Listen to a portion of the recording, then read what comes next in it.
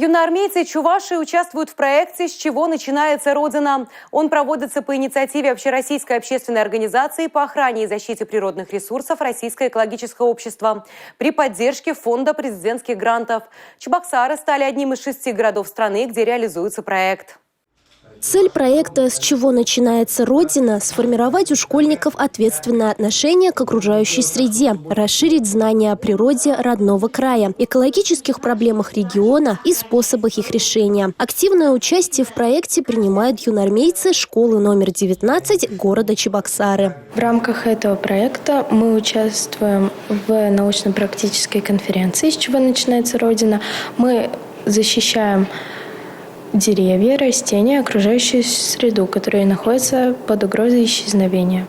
Так, чтобы познакомиться лучше с историей и культурой республики, ребята посетили Чувашский национальный музей. Там же у юноармейцев прошла встреча с руководителем Российского экологического общества Рашидом Исмаиловым. Родина начинается с экологического благополучия, с ее чистоты. С юноармейцами мы об этом говорили, чтобы они в своей жизни и в юнармии, и в гражданской жизни понимали и знали, что нужно сохранять природные богатства в своей республике, нужно заботиться об этом. С этого начинается Родина. Это очень серьезная история, очень достойная для защитника своего Отечества, чтобы он с малых лет понимал, что надо охранять и сохранять и приумножать природные богатства в своей республике.